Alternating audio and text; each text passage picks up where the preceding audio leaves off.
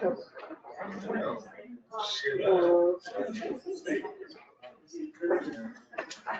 afternoon, everyone. Just wanted to let everyone know that we're using some new technology for today's hybrid events. We have these things on the table that are called owls because they kind of look like owls. The microphone is embedded in these devices.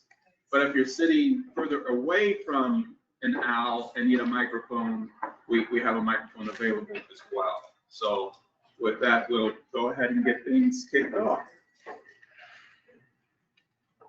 All right. Good afternoon, everyone. Today is Thursday, October 16th, 2025. I'm Eric Feaster, Professional Development Coordinator for Maryland Department of Health's Developmental Disabilities Administration. We welcome you to our Waiver Advisory Council meeting. If you would like to use closed captioning so you can read what is being said, click this button. Sometimes the transcription is not exact, but it is pretty close. All attendees are currently in listen-only mode, and your mics and cameras are turned off. Today's presentation is available in the handout section. Click here where you see the paperclip to download the presentation. If you have a question you would like us to read and answer, click here where you see the question mark to add your question. If you would like to ask your question aloud during our comment section, please click the button to raise your hand. We will invite you to unmute during our public comment section of today's presentation. Before beginning our meeting, we also want to ensure civility for all meetings. The free expression of diverse viewpoints is a fundamental value of our group. This freedom carries the responsibility to engage respectfully, which means treating one another with dignity and respect and good faith. Uncivil behavior, disruptive conduct, abusive language, threats, or harassment will not be tolerated and may lead to being excused from the meeting. Thank you for helping keep this productive and comfortable for everyone. And now I'd like to introduce our Director of Federal Programs, Rhonda Work. Thank you, Eric. Thank you so much.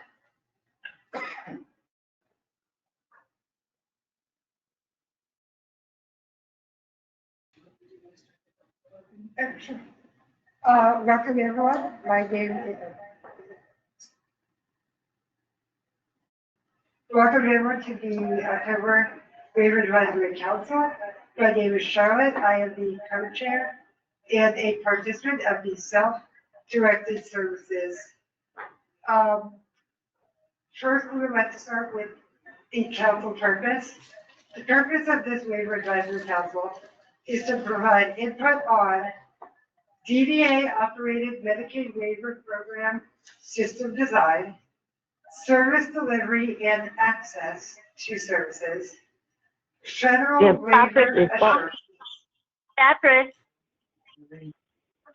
and ensuring access to Medicaid services, which is also called the access rule, and quality enhancement efforts and improvement strategies. Can you please come and listen? Thank you, Charlie.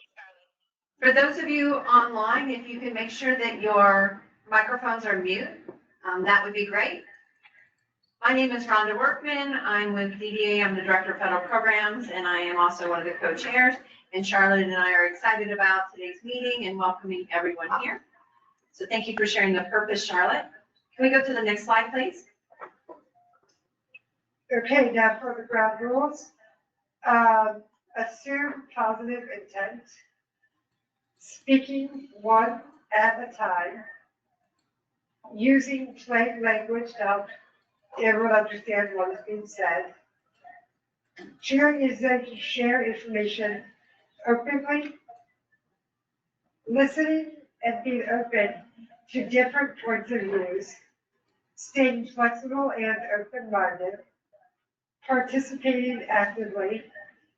Engaging respectfully and politely, and minimizing distractions to the best of your abilities. Thank you, Charlotte. We appreciate that.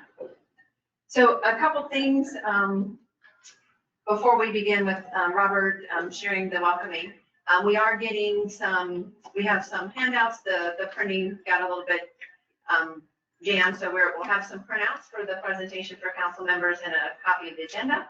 We'll have that for you in a few minutes. And then we'll continue to move forward. So Robert, did you want to share? Welcome.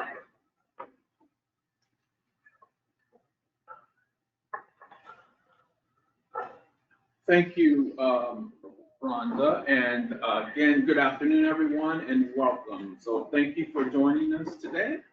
My name is Robert White. I'm the Chief Operating Officer for the Developmental Disabilities Administration, and we're very excited about hosting our first Waiver Advisory Council with expanded membership. So welcome to our new members. We have a lot to cover, so I'm going to turn it back over to our co-chairs, Rhonda and Charlotte, to get us started. Rhonda.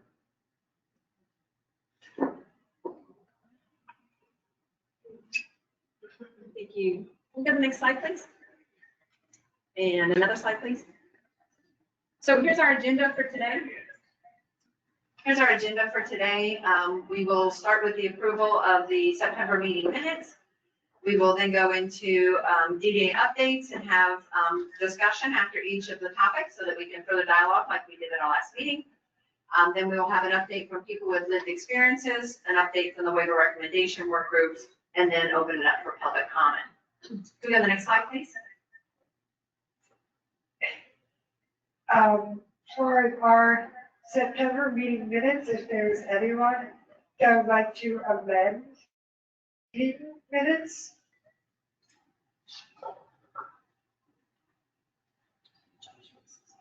Okay, Josh, we have Josh raised his hand. Josh, can you share if you have any updates or corrections to the meeting minutes?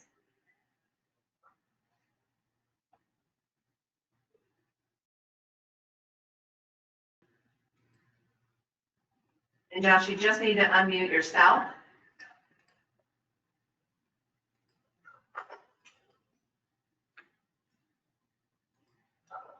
I approve the minutes. Thank you, Josh. Josh says that he approves the minutes. If there is a second for that, we can have the minutes approved. I'll second. Perfect. Minutes are approved. Thank you. Let's go to the next slide. Mary Jane's got some agendas, so we'll pass them out to the council members if you would, and we'll have the PowerPoints in a moment. So before we begin today's updates and different information discussion that we wanted to talk about today, we did want to share that we did receive some feedback, some input from some council members that sent in to us. And we wanted to share that and also talk a little bit, have a brief discussion about how we can look at different ways that we can do things a little better. The information that was submitted to us shared that the feedback intent was to strengthen the council's roles as a meaningful partner in shaping effective policies and programs. The feedback also noted that the members deeply valued DDA's openness and collaboration and was looking forward to working together to create a consistent, transparent feedback loop that ensured decisions are informed by the voices and experiences of those affected. The suggestions that were shared include seeking more discussions like a two-way dialogue. Also suggestions related to sharing documents at least 5 days prior to the meetings to include links to source documents, plans, reports, and guidance to be discussed, and providing context of each of the agenda items. For example, sharing why it's being discussed, what decisions are pending, and what type of input is being sought, and then to also allocate some more time for discussions.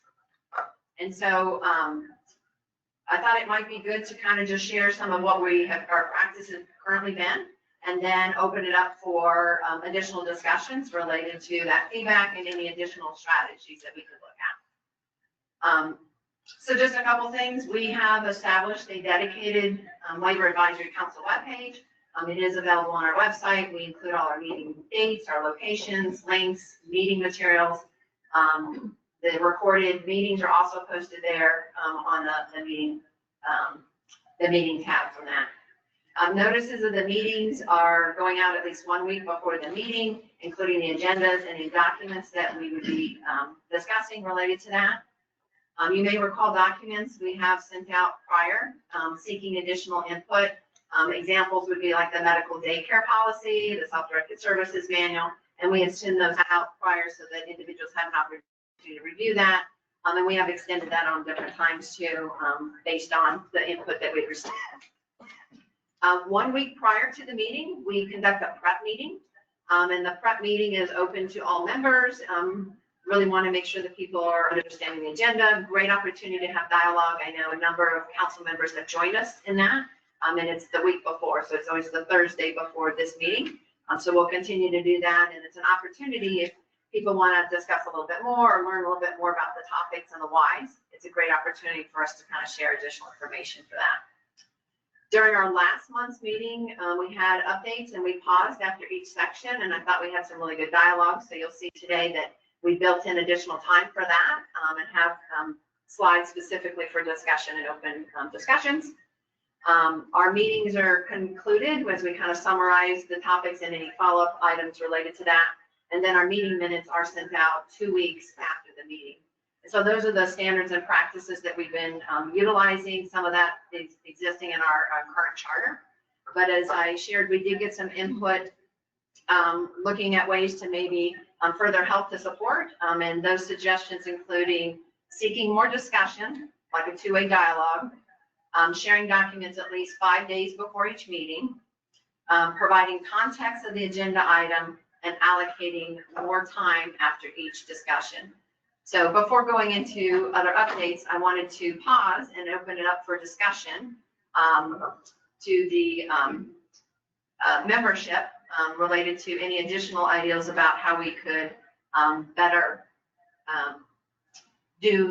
support our council and provide information. But before doing that, I know we have some new membership. So maybe it may be good to enter those first and then open up the discussion. Is it okay if we introduce the new membership first and then go back to the discussion? Is that okay with the council? Eric, if you go to the next slide. And then the next one. So we're really excited. Legislation was passed that really recognized the importance of our Waiver Advisory Council and solidified our council and statute in Maryland law. And so this is a link to the House bill that was passed that formalized our council. Go to the next slide, please. In the legislation, it notes new members, and so Robert had shared that when he opened up. So it included and added a support broker representative. It adds a representative from the Maryland Association of Community Services. It adds a representative from the ARC Maryland and a representative from Service Coordination Inc. Next slide, please. It also notes that there needs to be additional non-voting member, a member representing the House of Delegates, and a member representing the Senate of Maryland. Next slide, please. And then it changed our previous charter, which allocated 2 family representatives for the self-directed model, 2 family representatives for the provider managed model. It increased it by 1, so now there will be 3 family members for each, representing each model. And then if you can go to the next slide. These are the new members that we have with us today that we're excited to introduce. First, I'm excited to introduce Dominique. Dominique Palmer is joining us as a person with lived experiences. We're so appreciative of her joining us. We have Andy Culp from the ARC Maryland, who's over on the left side of our table. We have Laura Howe, who's also on the left side, and Jamie Stoner, who is online in our screen. She's the top right box for our view. We are working on the additional seats to fill. We have some additional people with lived experiences that we're working with, in addition to reaching out to the House and Senate, looking at applicants for family members. And so we're excited about that and hope to have additional members for us at the next meeting. So going back to the introduction, where we talked about, we had received some feedback about two-way dialogue, providing a little bit more context. a little bit more timeline for allocation. I shared the strategies and some of the practices that we're currently doing. So let's go back to that and pause and see, does anybody have any additional feedback, suggestions for us to take back and consider?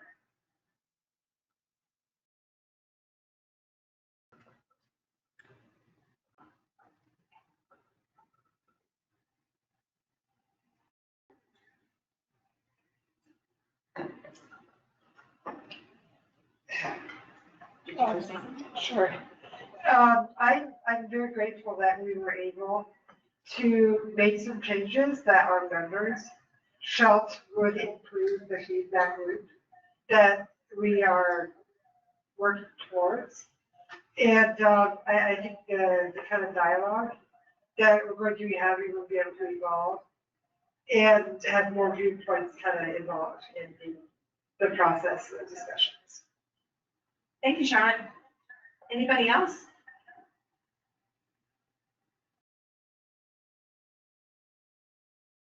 Okay. Well, if anybody thinks of anything else, please reach out to Charlotte and I. We're happy to talk about that and bring that back. Having just gone through the membership, if you go to the next slide. Okay. Oh, I'm sorry. Karen? Hi. You had talked about a number of things that the letter stated about open dialogue, and I really appreciate it. Sounds like you have given that opportunity. In terms of the receiving materials 5 days in advance, is that something that you're going to aim to be able to do? Yeah, we have been providing the agenda and meeting minutes, so we will look to provide the PowerPoint presentation prior to the meeting so that people can have that. And if there's other source documents that either presenters are sharing, any information that we have ahead of time, we will absolutely forward it. I think one of the things that we talked about last time, we had this really rich information from Liberty Healthcare about statistics and numbers and processes and things like that. That's the kind of information I think that would have been helpful to get ahead of time so that we would be able to read it and process it and understand it rather than just hear it. So if that's really valuable for us to get ahead of time so that we can be prepared to have an active dialogue. That sounds great. Thank you so much. Thank you. Did a copy of that letter that was sent to you go to every member of the Waiver Advisory Council? It actually wasn't a letter, it was an email that was sent. Okay.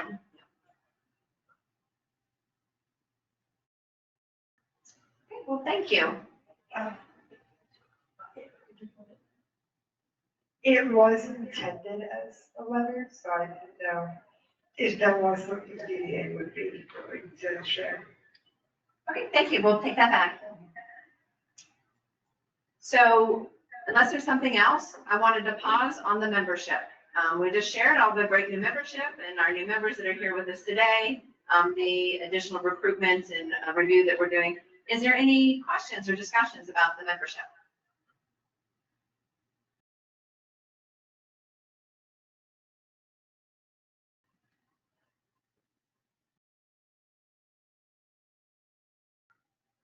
Okay, let's go to the next slide. So let's share some information and have some discussion and dialogue related to some of our focus areas that the charter has noted for us that Charlotte has shared. So the first is the DDA operated Medicaid waiver program system design. Next slide, please. So it's with great excitement, if you hadn't heard, the waiver amendment for the DDA programs was approved by the Center for Medicare and Medicaid Services on September 19th. And the amendment went into effect on October 6th. It's something that we're really excited about and appreciate all the support and collaboration from the community and stakeholders.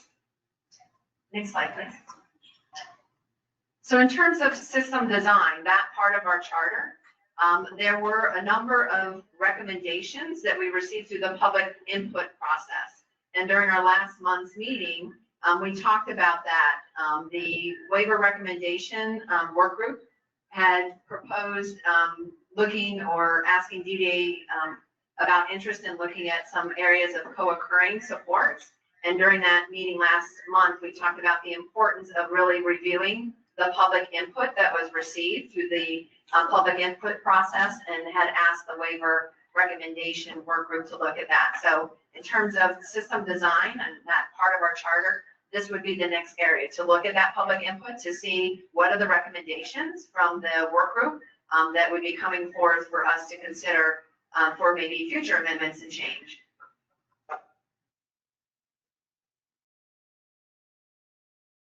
Next slide, please.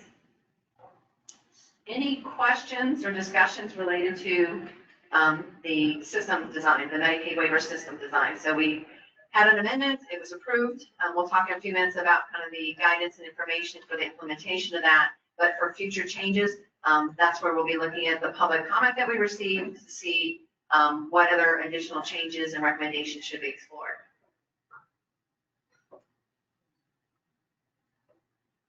And how do people join those work groups from this committee? Yeah, that's a good question. I'll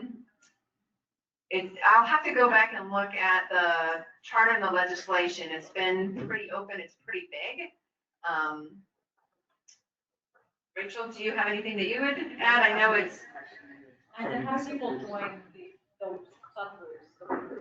I think it's just express interest. Yeah, I think at the first meeting, we talked about it, people expressed interest. So is there more than just this work group? Are there, well, there's this one and there's the people with lived experience and that's it? Yes, that's it. Who would we express interest to? So as far as I know, it's my understanding that Charlotte and Karen Lee are co-facilitating that, so I would reach out to them. Thank you. Matt? You mentioned going through the public comments. So would we just be kind of re-elevating recommendations that have been given that were not accepted because they weren't within the scope of that amendment or whatever, or would we need to, how would you envision that? Are we just sort of saying we went through it and these are the few things we think we should discuss? Or would we get additional input, or how would that work? Yeah, I think we're looking at what your thoughts would be in terms of topics or recommendations, suggestions, ideals that came forth that you feel should further be discussed and reviewed and maybe prioritized. There are a number of them, a lot of really great suggestions and ideals that range from new assessment tools to expanding Medicaid providers to a variety of things. So yeah, I think we would look to see what recommendation the work group has in terms of those areas and things that you think that we should prioritize and move forward or further discuss.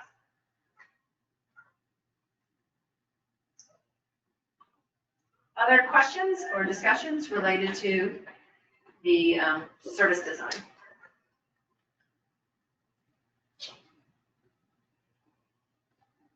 All right, let's go to the next slide. So our next part of our charter is related to service delivery and access to services. Next slide, please. And so in terms of service delivery and access to services with the new amendment, this is the area that we're focusing on now. We have shared and have available on our website a dedicated page related to the amendment. So it's the October 2025 waiver changes in you. We've got a link on this slide for everybody, and we've got a screenshot of kind of the top of that website. We'll continue to work through that website and update that information as we continue to move forward with the amendment process. Next slide, please. We have conducted a variety of webinars related to the amendment, and we refer to them as the amendment webinar series. This information is on that dedicated page. We've also noted it here. So these are links to the actual presentations and the recordings so that individuals can refer back to and get additional information about the different topics. Next slide, please. We have created a number of guidance and resource tools to support the various stakeholders related to the information. We've created a guide to waiver changes in you and also an easy read version. Really appreciate Rachel's support in helping us with the easy read guide. It mirrors what the information and strategies that were used when we created the initial guide to services for DDA. So there's information that's available there that talks about kind of what's changed and reminders related to some of the key services and provisions. We've also recently added a frequently asked question document that we can continue to look at and expand based on some initial questions we've received post the implementation. And then we've had also shared information or a tool related to important things to remember checklist. Really, it would be something that individuals can use at any time. It's not just specific for the waiver amendment. Next slide, please. We created and shared a variety of information specifically for family supports and community supports participants, letting them know that they were getting that Medicaid notice, telling them or advising them that they would be transitioning from those waiver programs into the Community Pathways program. So we issued those notices, and we've also have converted the information into Spanish and have shared that with some additional individuals that were seeking that information. And we also had a FAQ or frequently asked question document specifically related to the Medicaid notice and what that meant for people in the family supports and community supports waivers. Next slide, please. And then also on the website, we have the link to the Community Pathways Amendment page. This is the page that includes all the track change documents.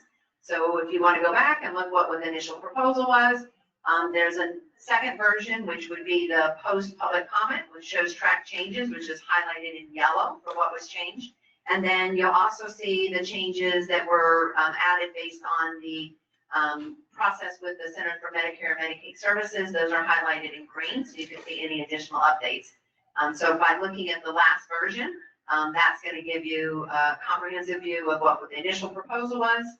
That would be noted in track changes, followed by yellow highlights for public comment, and then the green highlights for CMS. And then the last document here, just 1 second, Beth, the last document here is the actual federal application. So this is going to be a very large technical document. It's downloaded from the CMS portal system, and so it's about 438 pages or so, but it's the complete guide. So you can either go to the website and look at individual sections or individual services if that's what you're interested in. If you'd like the whole entire approved waiver application, that's available too, because some people like to look at the big thing. Next slide, please. And then we have also updated a variety of information related to self-direction. So we have information guidance to include the revision of the manual. You may recall we had asked input from the Waiver Advisory Council, so we have updated that. We have noted track change, 2 versions of that. That's also available on the website for people to review. And then if you go 1 more slide here, these are links to recent forms that have been updated that we have shared during the webinar series and are also available on the website. The budget sheet, the budget modification form, the participant agreement, family and staff form, the orientation checklist, and then a frequently asked question. So we'll go 1 more slide, and we'll open it up for discussions and questions, and we would really be interested in what additional guidance, information, and visuals would be helpful. And I see we got some of the handouts, so we'll start to distribute those so that you can have some of those. So opening it up for discussions, questions, and really interested in additional guidance, information, or visuals that would be helpful to help support information and access to services. Andy. Do you have a summary page already done on the, I thought you were bringing Mike, I'll be loud. Is there a summary page already available on the additional changes that were made after CMS did its review? So the stuff that you said that's in green? Yeah, there is no summary of that. The information is in the documents. We can look to upload the questions that we received from CMS and our responses. I think that would be really helpful because I've seen webinars on the other stuff, but not that. Yeah, and the webinars that we conducted, waiver changes in you, reflect some of those requirements and directives from CMS. So that's incorporated into the waiver changes in you, in addition to the document.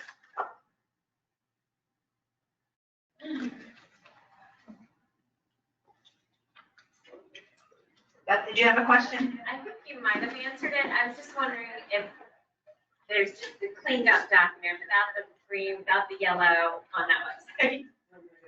Oh, yeah, I think you already answered the question. It was whether, in addition to the yellow highlighted and green highlighted version, there's just a clean version.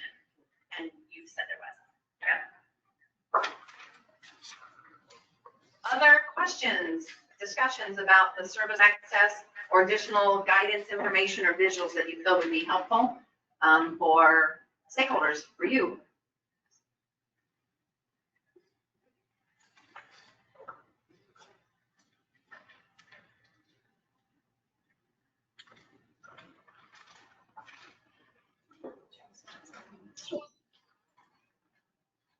Okay, Teresa has shared in the chat with us, can a one pager with all the links to the resources be made available as you presented on the slides?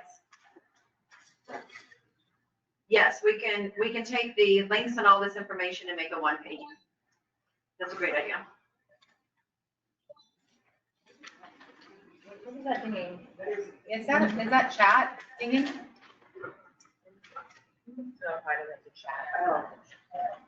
Any additional suggestions? I think a way to let everyone know like how to find these slides afterwards, like after the meeting, if they were to come back to it. Yeah, absolutely. The slides in the presentation are all posted on the Waiver Advisory Council webpage. So there are a variety of tabs that you click on. One will be related to meetings, and it will include the presentation, the recorded meeting, and any documents that were shared at the meeting.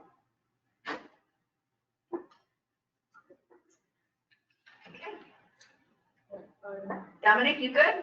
Yeah. Okay, great. All right. Let's go to the next topic. So the other part of our charter talks about federal waiver requirements. We go to the next slide. And so we have been sharing in our meetings information related to federal waiver assurances. So just to kind of regroup on this and talk about this a little bit more, the Federal Center for Medicaid and Medicare Services requires states to meet specific assurances to make sure that home and community-based Medicaid waivers are administered properly and protect participants. Next slide, please. And so what we have been sharing, so these may look familiar to you, is the different federal assurances. They include administrative authority, which is where Maryland Medicaid is responsible for the operation of the waiver programs. The developmental disability is the operating agency, so the administrating agency, so we do it on behalf of Medicaid, but Medicaid is the overall authority. We have level of care, which the state must assure that people need a level of care consistent with the care of an institution. And we have talked about this last month where Ama Awasu Dunkor joined us and shared some information about level of care and the performance measures that we have. Qualified providers is the next assurance that we have to have with the federal government to make sure that we've got a system assuring that all waiver services are provided by qualified providers. Nicole has been sharing information related to our performance measures and some of the challenges we've had. You may remember last month, Janet Furman also shared some information. Nicole will share in a few minutes some additional information about qualified providers related to the performance, the other performance measures. Next slide, please. And the remaining three assurances from the federal waiver application include service plans. This is where our person-centered plans must be renewed annually. There's other components related to measures that we have in there. We also have health and welfare as an assurance. And this is the assurance that the state has a system for assuring waiver participants' health and welfare. This would include like an incident management system and other things. And then financial accountability. And so that one relates to the state having a system to ensure the accountability of the waiver program. And so this would relate to like cost neutrality and making sure that claims and bills are going through for people who are actually enrolled and things like that. So I'm going to turn it over to Nicole Williams, our Division Chief for Quality Enhancement, who's going to share a little bit more about qualified providers. Next slide, please. Thank you, Rhonda. As Rhonda stated, my name is Nicole Williams. I'm the DDA Division Chief of Quality Assurance. And today I'm just going to kind of give you a brief update on qualified providers related to the performance measures. As we've talked in the past few meetings, I really have kind of focused on our compliance related to this performance measure. And as we know, DDA continues to monitor and remediate our qualified providers to ensure that we meet our compliance. As some of you may know also, we did transition to our 3-year renewal for our licensors, in which we believe overall we will meet our compliance in that aspect. So as effective on October 6th, we did consolidate our waivers. At that time, we also took the opportunity to enhance our performance measures related to qualified providers. Another great slide. Can we go back, I believe, Eric? You go to another one. Yeah, there we go. Thank you. So on our slide, on the slide here, I have outlined our new performance measures. Not major changes. The only thing that we did was kind of previously we were kind of citing them out as licensed providers and certified providers. Now we have just joined them together, so there is no separation of providers. So our performance measures now moving forward are performance measure number 1 is the percentage of new providers who meet standards before they support participants. Performance 2 is percentage of providers currently supporting people who meet standards. And number 3 is the percentage of claims provided by qualified, non-licensed, certified providers. And number 4 is the percentage of claims whose services were provided by trained staff. And again, as we continue to reiterate in the past and again today, just a reminder, providers are to submit their application at least 60 days prior to their license expiry, which is one of the areas that we definitely have seen are not compliant. So that's just a little gentle reminder. Next slide.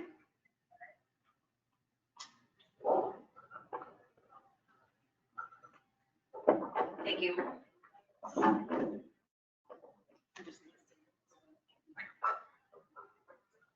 So why is this important? We're, just to make sure that we're kind of connecting the dots in the context. So to summarize, to have the Medicaid waiver application or Medicaid waiver program, we have to assure the federal government that will meet certain rules and standards.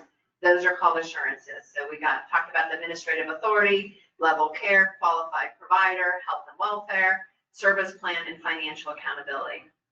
And as Nicole said, one of the areas that we're really been focusing on is our qualified providers. And so under the federal rules, there's a federal regulation, they refer to them as Code of Federal Regulation or CFR. That really talks about the rules and requirements that we must meet these assurances. And so it also notes that there are, some risk. And so we want to make sure that we are meeting and doing everything we can to meet and be in compliance with the federal assurances. Because the Center for Medicare and Medicaid Services can terminate or end a program if the state fails to meet those assurances. So for example, we're not supporting people's health and welfare, we're not meeting cost neutrality, we're not having qualified providers. And so we want to make sure that we are doing everything we can in our due diligence to stay in compliance with those areas. When you do fall short in your compliance, and CMS right now has a threshold of 86% compliance, so that means 86% of our qualified providers must renew their application timely. If we fall below that, then we are required to do what's called a quality improvement strategy. And last month, we talked about the quality improvement strategy specific for qualified providers. And that's where Janet Furman joined us and talked about the different efforts where provider services is reaching out to providers 120 days before the renewal is due, and actions that are being taken to include a self-assessment by the provider, additional actions happening at 90 days beforehand, 45 to 60 days, and 30 days. So there's a variety of strategies that we're putting in place, reminders, technical assistance from provider services to support providers. And the primary reason, I think Nicole shared with us last time, is that providers are just not getting it in time. It needs to be submitted 60 days before the expiration. Some of them are a few days late, some of them are a little bit more. But if we can come into compliance with that and get it up a little bit higher, then we will be meeting that assurance. Did you want to add anything else to that? So that is the why it's important that we're talking about this in our assurances. And we'll continue to, at the next meeting, we'll talk about the next assurance and the performance measures. And then we'll continue to give you updates in terms of our performance and how we're doing related to the federal assurances. There is an additional thing that's coming out that's going to be new for us. The Center for Medicare and Medicaid Services has alerted states that now we have to submit our performance measures directly into a portal system. So now they're going to be receiving our performance on a quarterly basis. So even more important for us to make sure that we are in compliance with our performance measures and going forward. Next slide, please. So let's pause here and open it up for discussions and questions. Do you want to make? Yep. Whatever you want. You either project to the ally. Okay. Yeah, projecting to the ally ensures that your image is shown on the screen. All right, well, we'll try this and see what happens. I had a question. I've had a question for a while, and this seems like a good opportunity to ask it, which is for new providers or providers that are trying to get licensed or approved, with the requirements that they have to either 3 or 5 years of demonstrated experience. Out-of-state providers clearly have that capacity, but for providers that aren't out of state, how do they demonstrate that? Is it that the founder or key leadership have experience? Because a lot of, if somebody creates a new organization, the organization itself isn't going to have demonstrated experience. I was just wondering. So a couple things that I would say, and Nova, I don't know if you wanted to add any information related to this, but for new providers, is what Laura's saying is that we'll have within the different services, we're looking for qualified providers, and we're looking for providers that have experience. And in the waiver application, we noted whether it's 3 to 5, and we're looking at providers that would have experience not only just working with people, maybe a vulnerable population, but maybe it's specific to that type of service. Employment supports or residential, those type of things.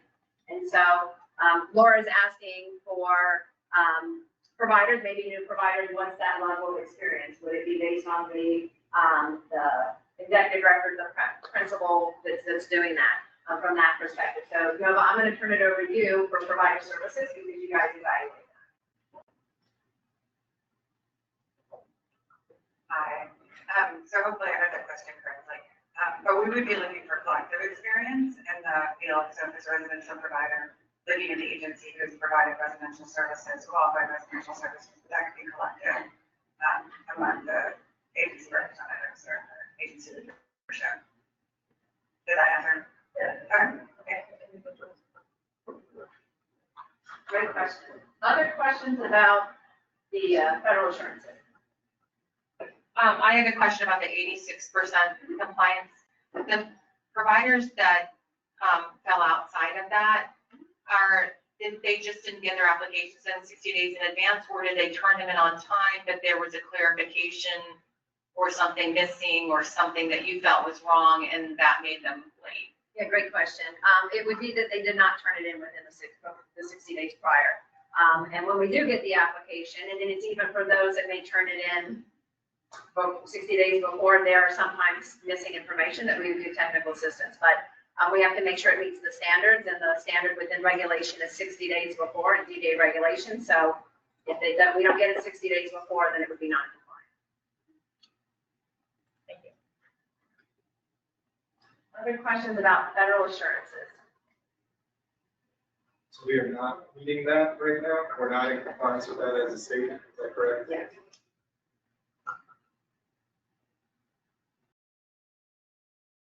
The QIO is the entity responsible for completing that and gathering that information, just to ensure I understand. That's a great question. So we are transitioning over to the new performance measures. So you heard last month, and we'll continue to share information about the specific performance measures in addition to what we shared during the waiver amendment. We are transitioning over to the QIO with those new measures. We have been working internally with our quality enhancement team, provider services and tracking. So provider services currently tracks that information. So applications coming in, that's the role of the provider services, not the QIO. The QIO, though, does look at our performance measures, will do audits and reviews and assessments to include a variety of things related to our performance measures. So as we move forward and we're looking at the federal waiver assurances, particularly as it relates to the qualified provider, will information be shared with the Waiver Advisory Council regarding, I guess, like data around where we are as a state? Because I think if we're going to provide input, it's real important that we know where we are so that we can work together to move forward. And so I think it's just going back to kind of what we were talking about earlier, sharing that information so that we can come prepared with ideas and different thoughts on that would help us to provide that level of input. Absolutely, and so that's why we're going to try to connect the dots a little bit more. So what we have been doing in our presentations, Nicole has been presenting the last several months on qualified providers and sharing the actual data related to that. And last month, that's where Janet Furman came and reported, hey, Nicole again said, hey, we're still not making that. Our last quarter report was not that. That is the one area that we have not met the threshold. So that's why we continue to emphasize that during these meetings. And that's why we shared at our last meeting the quality improvement strategy where we talked about 120 days before, the self-assessment, the 90 days before, et cetera. And that's where then we opened it up for discussion about additional strategies. But we will continue to bring to the council quality performance measures and input related to strategies and support in terms of making sure we meet those thresholds because they're going to be even more important given that we're going to be reporting in the portal with direct information going to the new federal administration. Okay. Karen, oh, great. Yeah, Karen.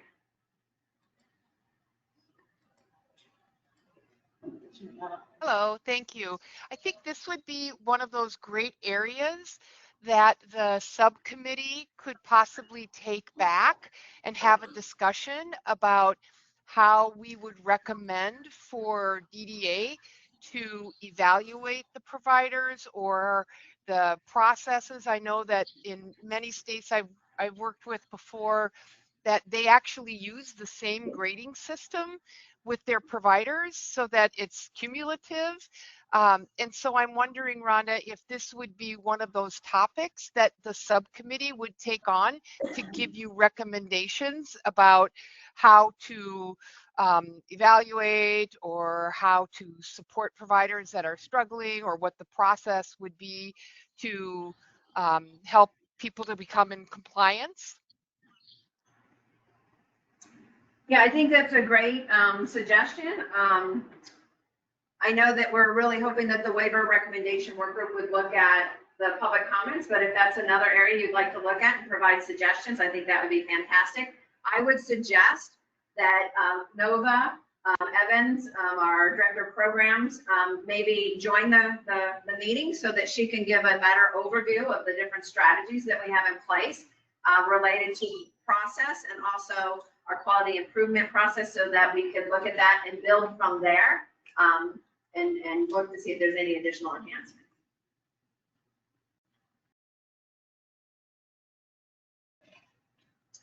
Other questions, discussions? Was that helpful in kind of connecting the dots to give you the context? Okay, great, perfect. Let's go to the next slide. So the next part of our charter relates to ensuring access to Medicaid services or the access rule. So let's go to the next slide. And so similar to the other topics, we have been sharing information about the access rule in our previous meetings. And we've actually had Medicaid representatives from the Office of Long-Term Services and Supports who has been presenting information. We will also have a representative share some information with us today. But to give a little bit of background about the access rule, so we can kind of give some context and continue to connect the dots here. This was a rule that was issued in 2024. So it's a federal rule, and it included multiple provisions. A lot of things are in it. And the different components of the rule is what Elisa Jones had presented a few meetings ago. She gave us a chart in our presentation that's on our website that shows the different provisions. In these different rules and provisions, they come effective, or we have to comply with them on different time frames. And so basically, it's like a 6-year period for when these things will start to become required by the states. And so states have been working really busy in different areas. And then also we've been waiting for additional guidance from the Center for Medicare and Medicaid Services as the rules kind of came out before the change of administration. So additional information is still kind of forthcoming. And this rule was really designed to make it easier for people with Medicaid to get services, but it included a variety of different components. So let's talk about a few of those. We can go to the next slide, Eric. So some of the key parts of this new rule include making sure that at least 80% of the payments for home and community-based services go to direct care workers. And in the rule, it's very specific about the different types of services that would relate to. And then it also includes strengthening state advisory committees so that people can get Medicaid services and their families have a stronger voice. You heard in our last meeting, Elisa Jones talked about the Medicaid Beneficiary Advisory Council. So it's not this advisory council, it's a separate one. Medicaid, from the Department of Health in general, has a Medicaid Advisory Council that looks at broadly all Medicaid type services. And they have created a Beneficiary Advisory Council that we heard a little bit about. Next slide, please. Some additional key parts of the rule includes requiring states to share more information publicly about payment rates and how they're set. For our service delivery system, we do have a committee specifically for that, and we have information on our website. But Medicaid in general will be looking at that and enhancing that for Medicaid services overall. And then it adds a new reporting requirements for states specifically related to waiting lists and how quickly people are getting services. And it also is looking at additional improving safeguards and quality checks for home and community-based services. So those are just some kind of high plain language description, but there are multiple components, and we can absolutely bring back that chart or create a one-pager to kind of list all the provisions and the references if it's a little bit technical. But what I'd like to do now is turn it over to Darlena, who's with the Office of Long-Term Services and Support. She is the Medical Care Program Supervisor for the Division of Developmental and Intellectual Disabilities, and she's going to share some additional information specifically to the payment rates, transparency publication, and payment rate disclosure provisions, which all have to be in compliance by July 1st of 2026. So next slide, please. Thank you, Rhonda. In continuing to share information about the 10 access rules required by the Centers for Medicare and Medicaid Services, I wanted to talk about these two important rules: the payment rate transparency publication and the parent payment rate disclosure provisions. Both of these rules require Maryland to comply by July 1st, 2026. For the payment rate transparency publication, this rule requires Maryland to publish the payment rate schedules for all home and community-based services. We must also update this information within 30 days anytime payment rates change. This is important because, one, it helps make sure payment rates are fair and support access to care. It keeps the public informed about how Medicaid payment rates affects access to services. And it shows how Maryland's Medicaid rates compare to other programs such as Medicare. Maryland currently updates and submits its Medicaid rates each year or more often when rates change. Under this new rule, these updates will also need to be made publicly available online, making it easier for everyone to see them. This rule also asks states to include comparisons of Medicaid payment rates to Medicare and to make sure any rate changes are clearly explained. It will also simplify the process Maryland uses to request payment changes from the federal government. For the payment rate disclosure, the second rule also goes into effect by July 1st, 2026, and then continues every 2 years after that.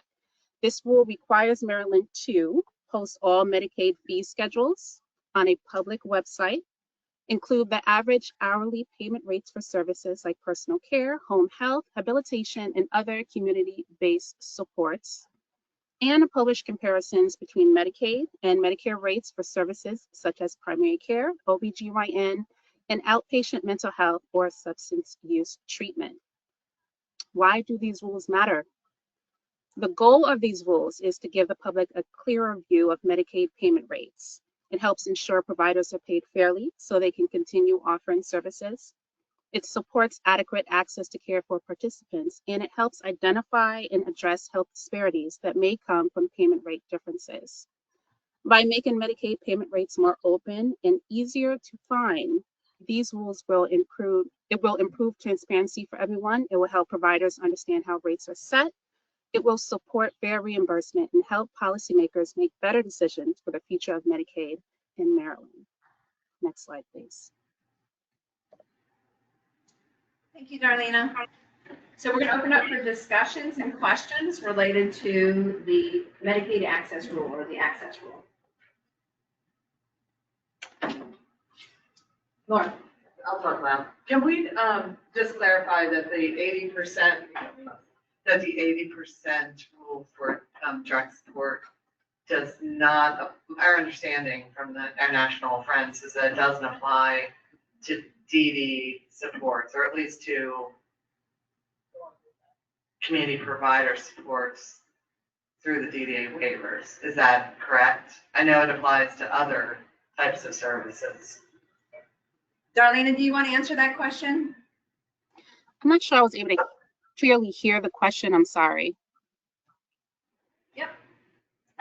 I don't know if it's better, which way it's better, but the question is, it's our understanding from some of the national organizations that the 80-20 rule for direct care, direct support wages does not apply to supports funded through the DD waivers. Maybe I don't know if there's some portion that it would apply, but I thought in general it did not apply to our supports. Although it's our understanding that they're collecting the data on our supports, but right now it's not intended to include us.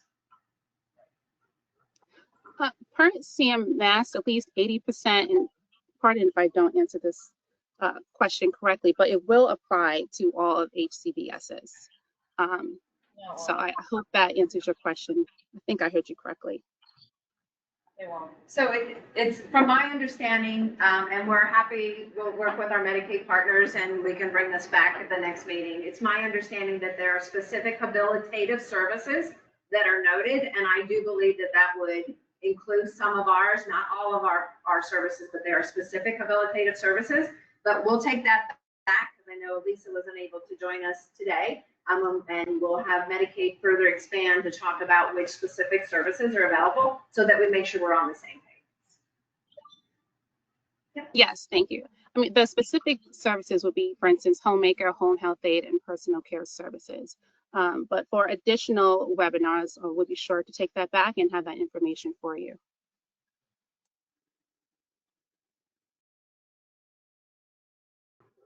In regards to waiting list, is that just a reporting rule, like you just have to report, or are there some guidelines or expectations that a percentage have to be coming off your waiting list? Like, are there any guidelines more than just reporting that data?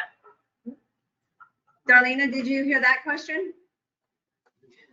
I believe so. For the states that have waiting lists, especially Maryland, the rule requires each state to describe every year how we're maintaining that waiting list, including whether people on the waiting list are screened for eligibility and whether and how often they're periodically rescreened for eligibility.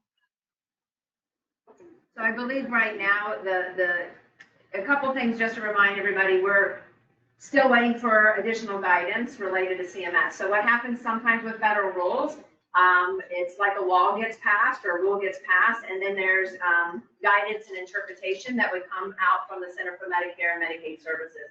Remember, I shared this rule came out before we changed administration, so now we're under a different federal administration, so the states are still waiting for additional guidance. I think at this time, they're starting with collecting data to see what waiting lists are, length of time that people are on it, and they'll be able to see that nationally. I think that's kind of where we're at this point, that these rules and the requirements of implementation are going to be coming online within a 6-year period. So as we get more information, that's why we have this on the agenda, and as part of our charter, we'll continue to update that. And so you can see what our Medicaid partners are doing is they're sharing what the upcoming provisions, the July 1st, 2026 are coming. So we'll continue to have them present and share information and have input and discussions about that. Other questions about the access rule? In the next slide.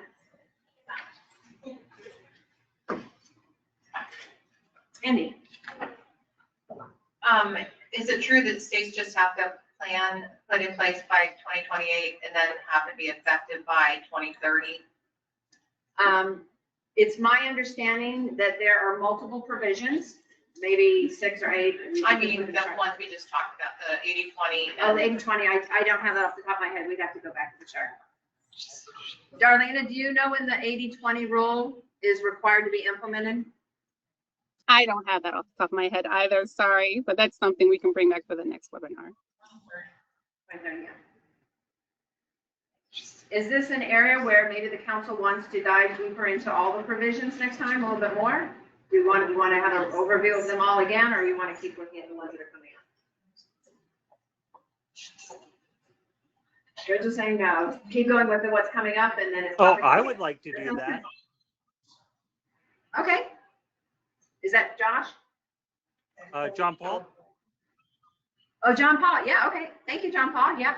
And maybe that's something, Charlotte, if you're interested, we could maybe share additional information and meet with the people with lived experiences to further kind of share information and have more dialogue about these provisions. Definitely. Okay. Yeah. If you want to talk with them and we can coordinate whatever we can do to support you, that would be great. Okay, great, yeah. Perfect. Other questions about the access rule? Okay, great. Let's go to the next slide. All right, now we get into some more fun and exciting conversations about quality enhancement and efforts and improvements. And so this is where last month we had our quality improvement organization, Liberty Healthcare, share information. You may recall that Christina joined us and she shared information about the national core indicators. And specifically, the data that she shared was related to the participant surveys. And remember, she shared that these are surveys that are done with other people with lived experiences, and she shared those results.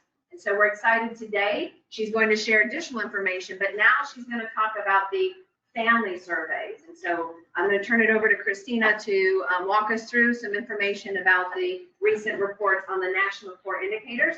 And just a reminder, these reports are publicly available to everybody and on the national core indicator site. So you can pull reports, specifically Maryland's data, or you can have the full report and compare states against states. So Christina, I'm going to turn it over to you. Great, thanks so much for that introduction, Rhonda. We can go to the next slide, please. So we are going to give you just a quick overview of National Core Indicator surveys today before we dive into some of the details. So National Core Indicator surveys are used to hear directly from people, families, and providers receiving service, and they tell us how you feel about your service and if services are helping you to reach your goals. So more than just Maryland uses National Core Indicators. They have been partnering with many states since 1997 to measure and track performance. And they know it's important to hear directly from people who use services. Their philosophy is that engaging those served and those who serve is the best way to improve services. And so we use reports and data to achieve several goals, like enhancing practice in Maryland, influencing public policy, informing strategic planning, and contributing to scientific literature. So Maryland participates in 4 national core indicator surveys. So one of them is the staff stability survey. That one is one that DDA conducts. Liberty does not do that for them. And providers participate in that survey every fall. And this survey tells people or tells us about wages, benefits, and concerns of the professional direct care workforce. There's also the participant survey. This is one that Liberty does conduct on behalf of DDA. And it's a live survey where someone receiving service from DDA will meet with one of Liberty's reviewers and answer some questions. And because this survey is conducted by meeting with people, only some people each year are randomly selected to participate. And then the last surveys are the family surveys. So National Core Indicators has 2 family surveys, the Adult Family Survey and the Family Guardian Survey that DDA participates in. And these are online or paper surveys. And all families in Maryland are invited to participate in these every year. And today we're going to take a look at, like Rhonda said, both of the family surveys and compare some of the data that we saw. Next slide, please. So before we review what was learned from the survey, I wanted to share a little bit more information. So I mentioned that the 2 family surveys are conducted, the Adult Family Survey and the Family Guardian Survey. The Adult Family Survey is used when a person and their family member live in the same home together, like on the left-hand side of the screen. And the Family Guardian Survey is used when the person and the family live in separate homes, like on the right-hand side of the screen. Next slide, please. So the 2 separate surveys are used so family responses can be compared. And there are similar questions asked in both of the surveys. And some of the questions ask things about demographics. So this is information about the group of people surveyed, like age, gender, ethnicity, language, education, and income. The questions also ask about services and supports received, information and planning, access and delivery of supports, additional supports that are needed, choice, decision-making, and control, involvement in the community, health and safety, satisfaction, and family comments. Next slide, please. Thank you. So today we'll share some information comparing family responses from both surveys. So the information we're looking at today was collected from families during 2023 to 2024 survey cycle. And so during those years, 628 families whose loved one lived with them took the survey, and 468 families whose loved one lived outside of the family home took the survey. So today we're looking at over 1,000 family responses in total. And so this slide shows us how living arrangements shape the services people receive. So people who live outside of the family home, like a group home or their own home or apartment, are more likely to need day and or employment supports, 68% versus 53%. Are more likely to need transportation supports, 93% versus 62%. More likely to need mental health or behavioral care, 59% versus 34%, and are less likely to self-direct their supports, 14% versus 47%. Next slide, please. So this slide shows us that there are more people who do not live with their family who have a mood or psychiatric diagnosis. So this signifies the importance of provider competencies in quality medical, communication, and behavior systems and practices. Some things that we can focus on are timely access to psychiatric evaluation and follow-up care, promote collaboration between the person's health professionals, train staff to recognize verbal and nonverbal cues for the person they're supporting, and implement strategies that are specific to the person and that are culturally sensitive. Next slide, please. So this slide shows us that families whose loved one lives with them indicate that staff change less often. so 42% compared to 52%. And some of the reasons that might be are that maybe families are more involved when the person lives with them and they help to keep the staff, or families who do not live with their loved ones are not always aware of when staff changes are occurring. So with the person's permission, there are a few things that we can do to support family engagement and communication, even in residential settings.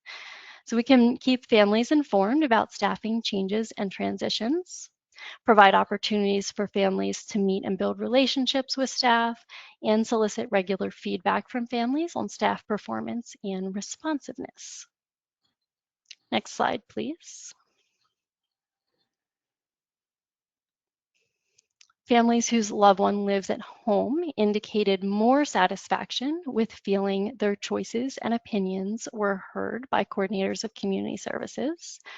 That's 65% versus 52%. And some of the reasons might be because families whose loved ones does not live with them may not be included in the planning or monitoring process, or there are other team members who are also influencing the plan.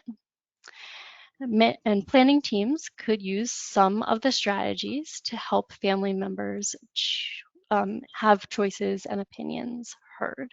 So they could create family engagement protocols, clarify roles within the team, and monitor and evaluate inclusive practices among teams. Next slide, please.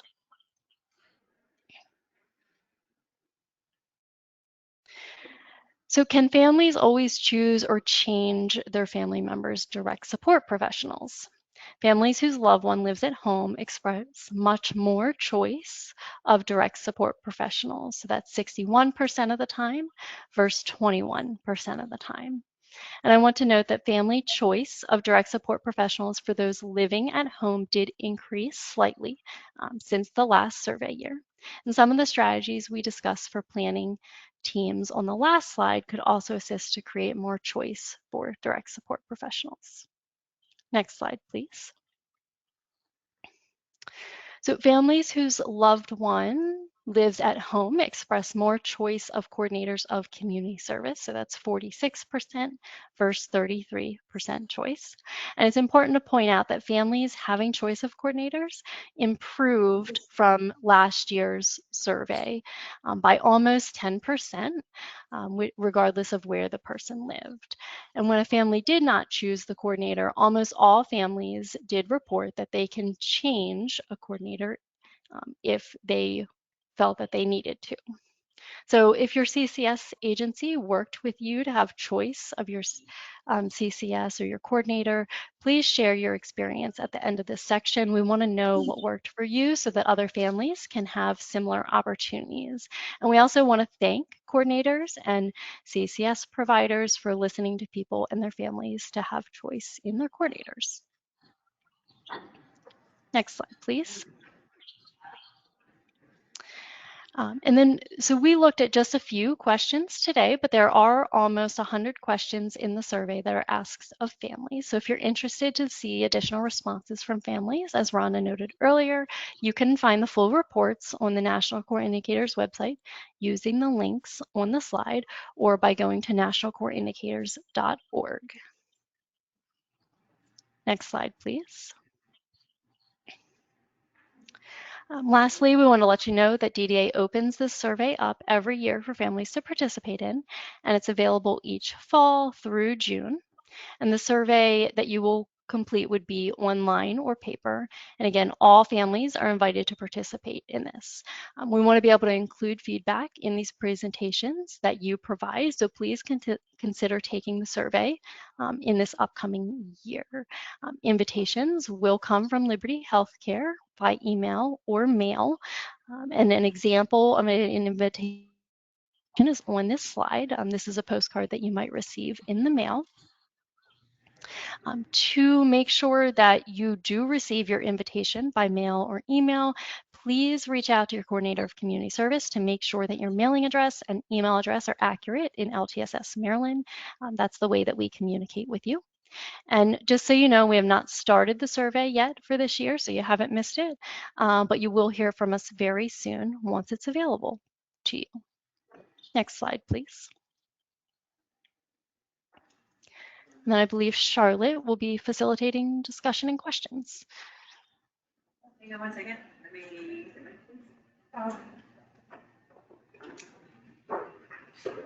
If there are any questions, I actually did have a question myself. I was wondering, one of the data points, there's a chart with all different comparisons between families who lived with the person or families that lived outside the home. There was a data point about the self-direction services. And what I thought you said was that there are more individuals that self-direct themselves living with their family as opposed to not living with their family, where there are less individuals who self-directed. Yes, that's correct, Charlotte. So of the people who were self-directing their services who responded to the survey, 14% of people lived on their own or without their family, and then 47% of the people lived with their family to self-direct their services. Okay, thank you. Sure. Okay, go ahead, Rachel. I have a couple of questions, but I'll start very broadly. I don't mean to yell in your ear, but I want to try and make sure everyone can hear.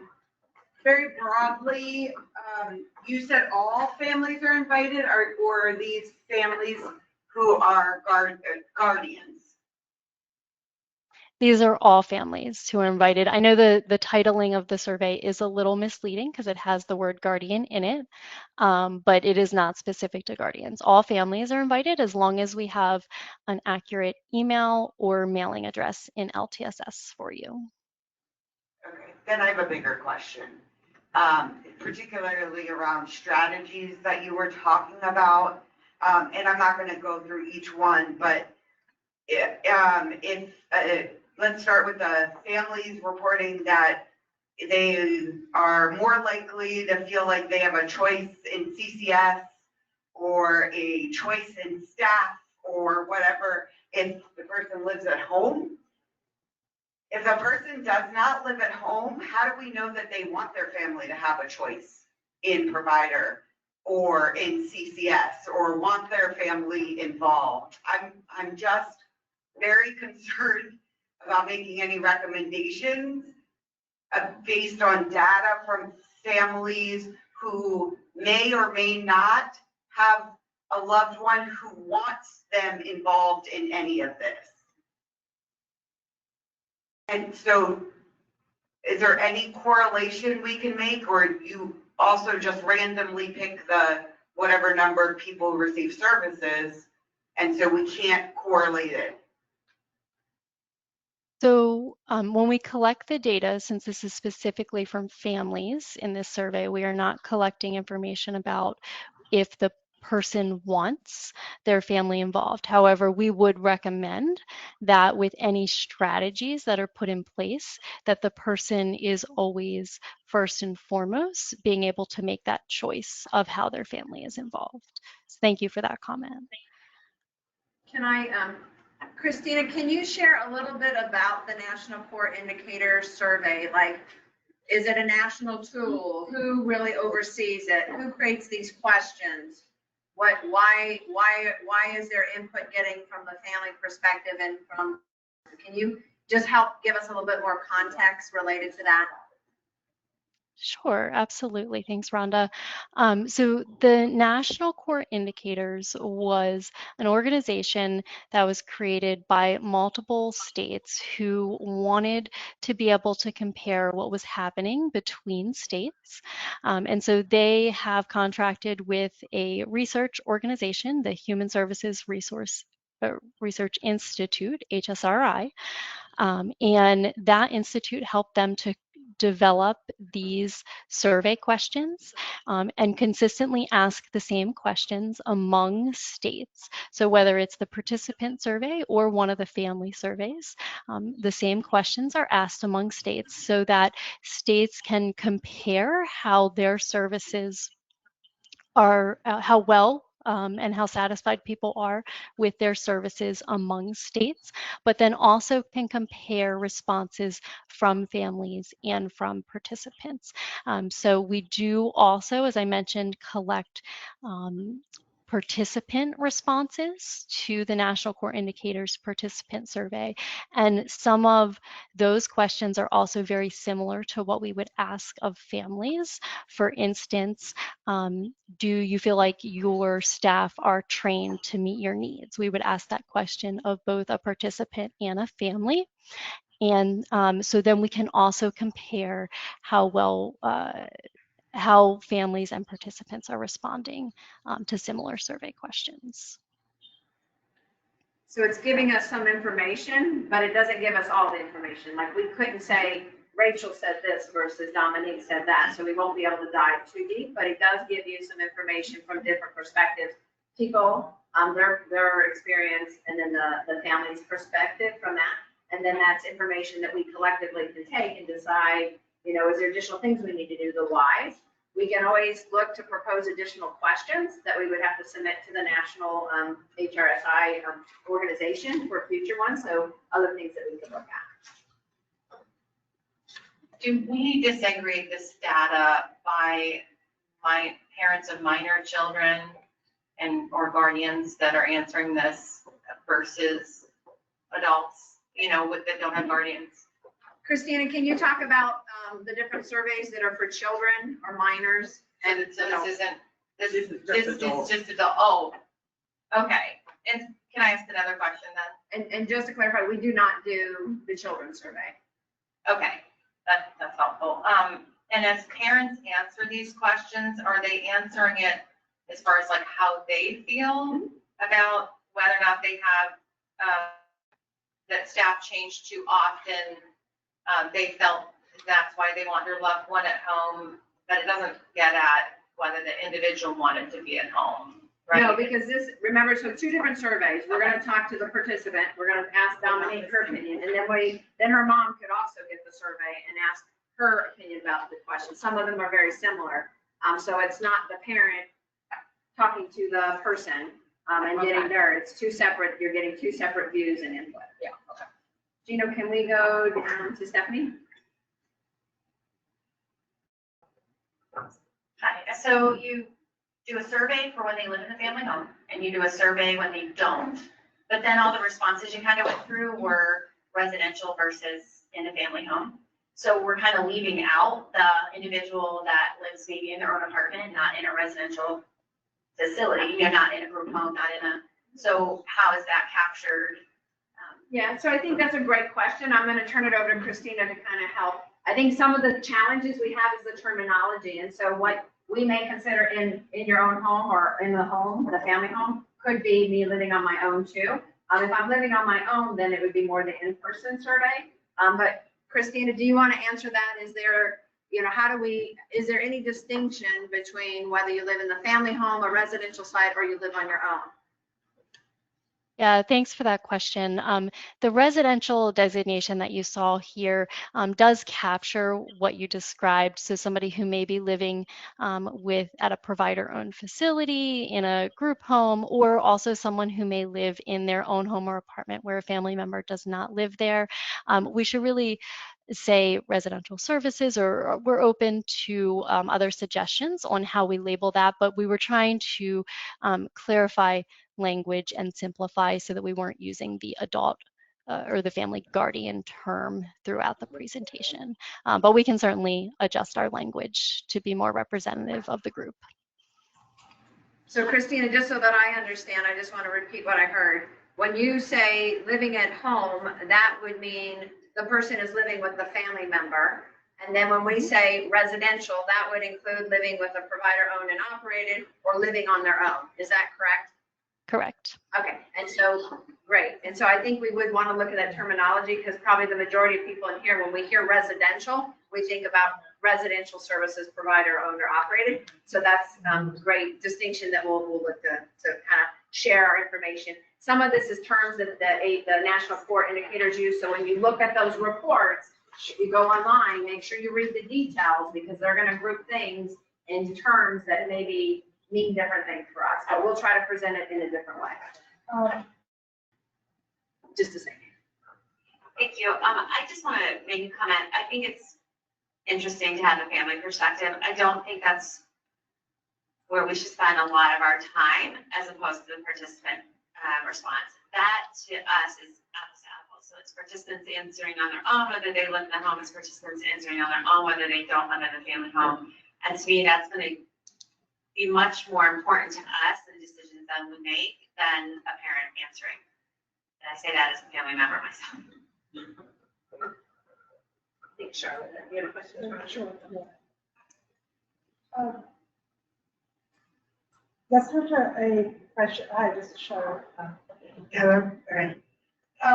Less of a question, more of a suggestion, but instead of it just being home first residential, maybe adding the third classification of someone who lives on their own and not with the family to keep things more clear and having 3 separate classifications instead of 2.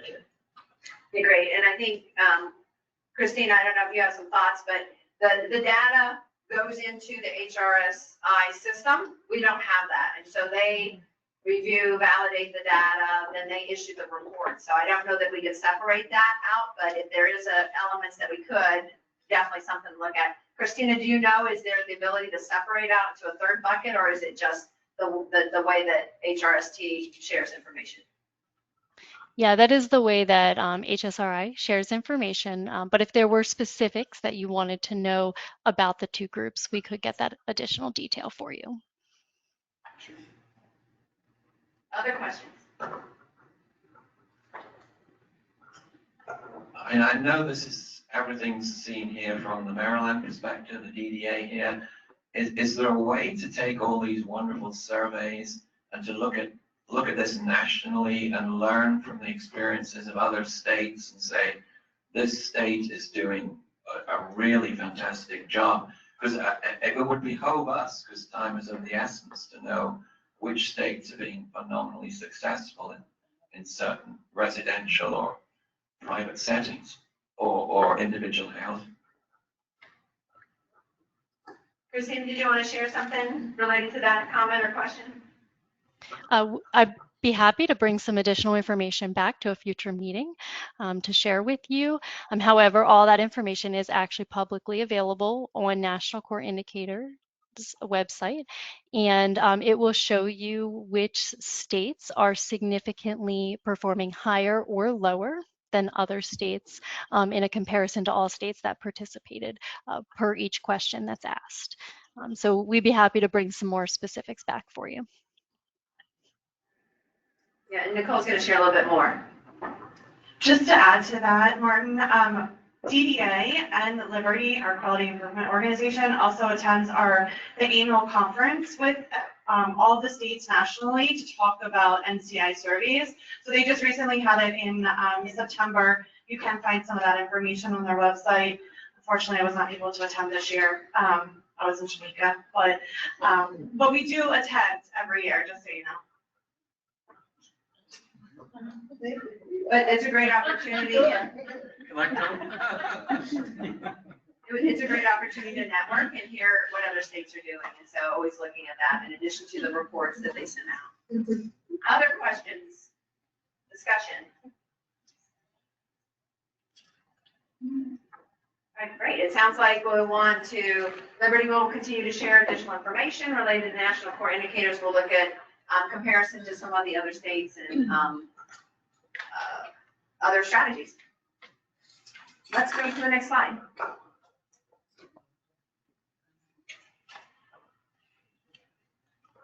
Okay, we got our LTSS Maryland updates, and so we're going to turn it over to Megan.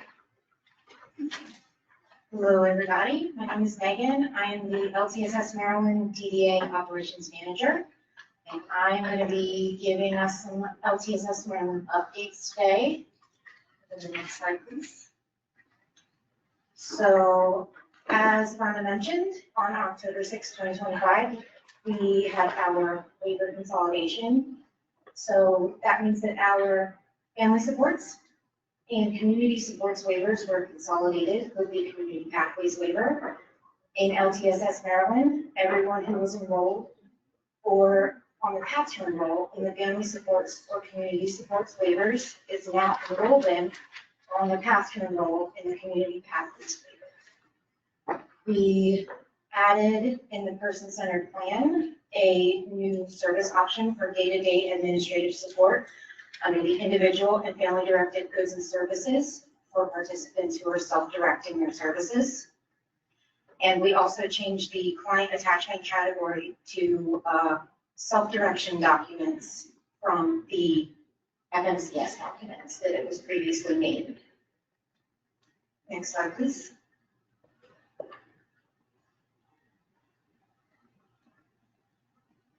On November 10th, 2025, we will be adding a new service option in the person-centered plan for assistive technology monthly service fee.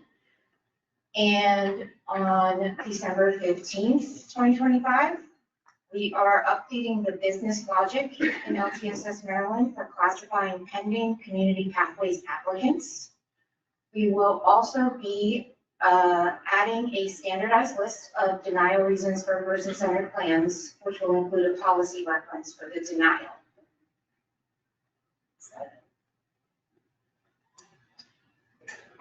Yeah, I would just add that this was a huge technological accomplishment, working in, I believe, 3 different systems, being able to pull together, this was interdepartmental, so it wasn't just DDA, it involved Medicaid, and it involved our external contractor as well. And the amount of administrative time that this accomplishment saved for our CCS agencies, for some of our provider managed agencies, as well as us. It was just such a huge accomplishment. I know if our deputy secretary was here, she would talk about this being only the 2nd time in the state's history consolidating its waivers program. And she was here back when they did it. Maybe she was in grade school, but she would share some of the things that went wrong. So I want to not just thank our internal teams, but also our external teams and some of the feedback that we received from them as we went through this process. And you're being a little too modest. Well, any discussion or questions?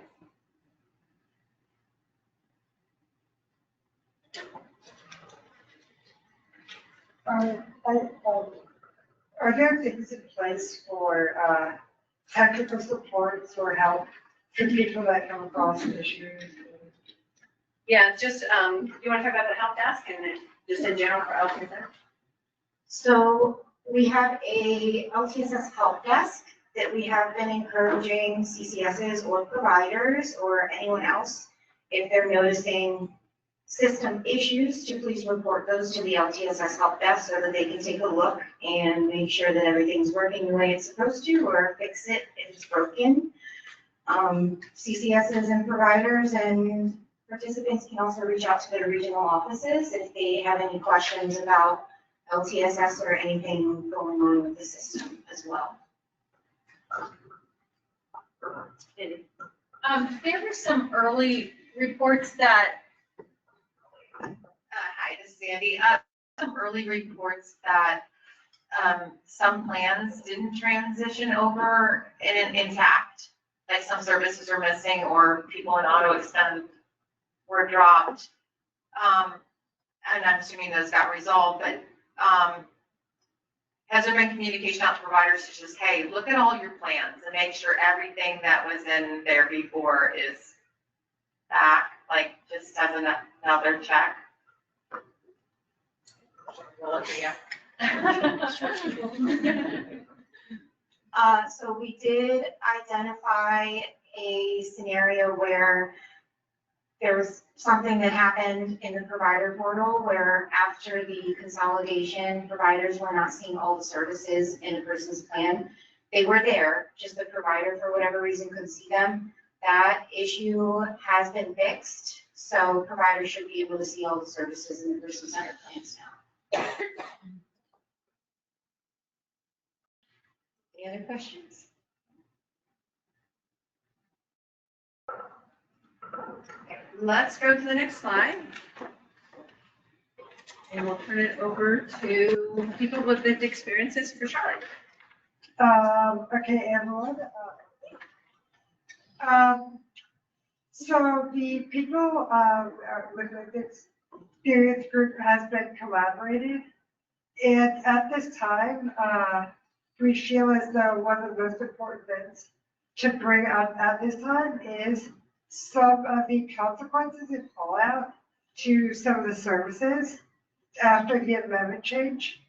And the one across the board that proved to be one of the most immediate need for attention was IFDGS. People are now, participants and their families are now having a much harder time being able to use this service because of some of the changes that have been made. And it's gone anywhere at best, made accessing the service more difficult and at worst, impossible. And for many people that use the service, they need it for things like their care.com account so that they can look for personal care providers, or their gym membership so that they can keep going back to the gym, stay healthy with whatever physical needs they have. And those kind of things, when they stop working, become an immediate issue, because this is why we're here. We're here to make sure that the individuals with disabilities are out in their communities and able to coexist with these services. And I look forward to any comments or further discussion about this, because so many of our members feel that it needs to be addressed now because it's happening. Discussions?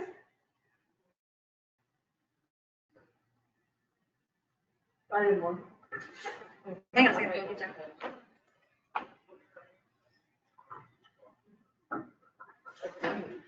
Hi everyone, my name is Emily, and I am part of the people with lived experiences.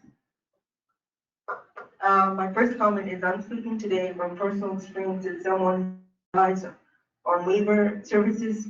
I was recently told by my coordinator that my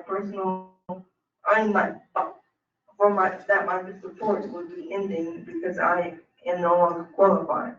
I have since confirmed that the information she gave me was false. This happened after she also admitted my file had not been actively monitored. This situation had deeply concerned me, not only about oversight, but about the accurate of the information being given to vulnerable people who rely on these services. So my question is, my experience thinking asks what safeguards exist to protect individuals from losing access services due to coordinator error or neglect. Specifically, how does DDA train and supervise coordinator to ensure the eligibility information it provides is always accurate, and what is the immediate pathway for someone to change and correct false information about the coordinator before it causes a crisis?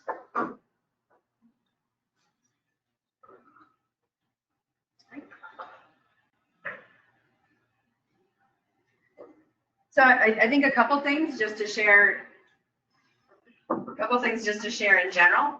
If you have any concerns about your coordinator or information, definitely reach out to, you can reach out to the regional office. You can also, I know Jamie Stoner is on, and Teresa representing our coordination and community services, so we'll let them share some information too. You can reach out to them, the leadership within that coordination agency, but you can absolutely reach out to the DDA. Eligibility information, it depends on what you're talking about. If you're talking about like redeterminations and Medicaid versus access to services, because I think Charlotte was talking about waiver services, and I think what I was sensing from you related to eligibility in terms of that. But at any time, if anybody has questions about that, absolutely the regional office is available to help, and we can look into the system and troubleshoot and find out and follow up related to that. If you have concerns about the quality of your case manager, your coordinator of community services, absolutely raise that to the agency that's supporting you, so that they're aware of that and they can look into it, investigate that, if there's a complaint, etc. Also, there would be potentially options to change case managers within that agency, or if you want to change the agency overall, you can reach out to the regional office and we can help to facilitate that. So bottom line, reach out to us. We're available to help and look into that, and help, and happy to support you in any of those challenges and concerns. Yeah, Annie. I thought I heard the other part of your question was, how does DDA oversee the quality? Not just what can you do if things go wrong, but how do you oversee the quality? Sure. I think Nova stepped out, but I'll share a couple things. There's a variety of strategies related to coordination and community services. One of them, the Quality Improvement Organization, does audit and reviews of information to include monitoring and follow-up and actions related to that. So there's a variety of strategies that are used related to oversight of case management. We are working on additional training and partnership with Jamie and the CCS communities of practice so that we can further support actual coordinators with the different information. But there is oversight and monitoring by our Quality Improvement Organization that does audits and reviews similar to some of the things we're doing with providers and expanded based on their role.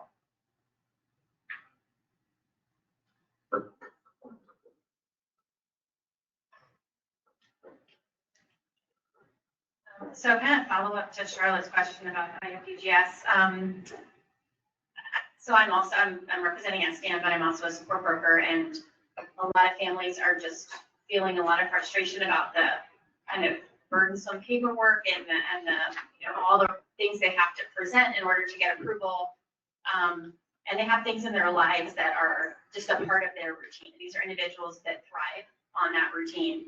And these are individuals that necessarily, you know, can't always afford, right, to the gym membership, things like that. And now they have to, for some of these things, they have to get the FMCS to pay for that, whatever that fee is. And so that just adds extra, right? That just adds this whole extra layer in this step because you can't get reimbursed for some of these things. So I just want to, like, has thought been made, like, have you guys thought about just how burdensome and how many extra layers internally now have to respond to one simple request? Like it's just added all these extra layers that make it so much harder. And I don't know if Charlotte, if I'm kind of getting it, explaining what your group is kind of the concerns that they have, that there's just this whole extra level now. Yeah, well, what we were also saying was, like, at best, it's harder. But what we're finding is many of the vendors are having issues with the new system. So it's not even the participants or families do anything wrong. Things come up like, is this Medicaid fraud? Like, what is this? And I think the extra layers are making the service inaccessible. And that's where we're at right now. And so we have to, I think, really look at this issue because obviously the intent is not to make this a less accessible service. So the consequences now are showing us that we can't leave the system as is since the change, because we have to make sure that people are able to continue to pay for these services that they need in their lives. Like, if they don't have the funding to pay the gym's not gonna let them go. So they have to stop going, and that affects their physical and mental wellness overall. And it's an immediate thing. And so I think figuring out ways to abide by, compliance and protocols, but also to make sure that the people can actually access the services from IFDGS in a meaningful, timeful way. Yeah, thank you so much for providing that feedback. We will definitely take that back and work with our FMCSs to explore what other flexibilities we can have related to the direct payment for them as the organized healthcare delivery system or reimbursement options, working with our Medicaid partners to make sure we're in compliance with rules and standards with that. So thank you for sharing. We'll take that back and see what other additional flexibilities we can provide. Oh, Jamie. Hi, thanks. I wanted to say that was helpful for me to understand regarding the IFDGS. And so, Charlotte, I was wondering if that was something that maybe the People with Lived Experience group could list out what some of the exact barriers are. So that would help us come up with strategies to better support the process.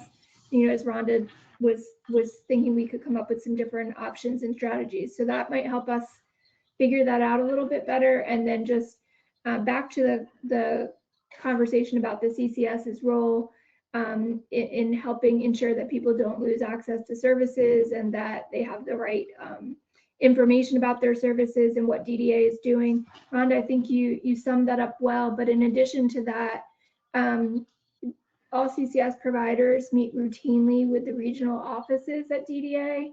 And then we have frequent collaborative meetings with the leadership at CCS organizations and the leadership at DDA.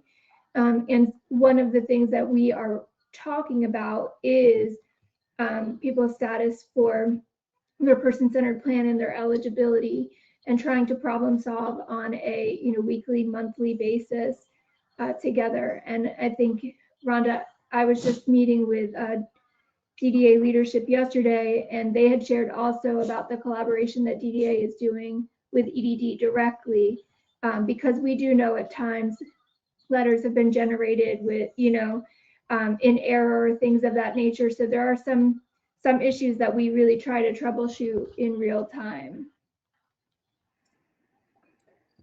Thank you, Jamie. Teresa, I don't know if you wanted to say anything to add from a CCS perspective. Okay, just mention it. Sure. Go ahead.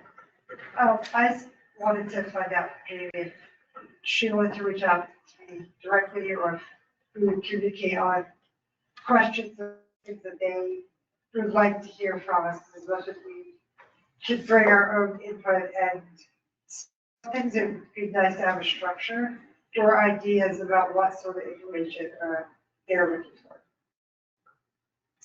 Yeah, I think, Jamie, Charlotte's asking about what kind of information you're looking for. And what Jamie said was, if people with lived experiences wanted to share some of the challenges, that maybe that could be shared and strategies developed to kind of see what input or suggested feedback to change. I did share that we are taking that back. We'll work with our financial management counseling service providers to see what additional flexibilities we can have related to that. So we may be able to come back with a solution too.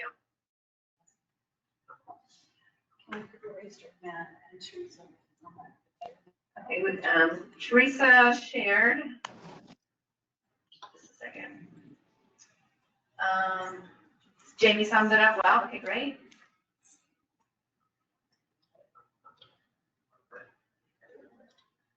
Okay, Kelly, you had a comment? Was your hand raised?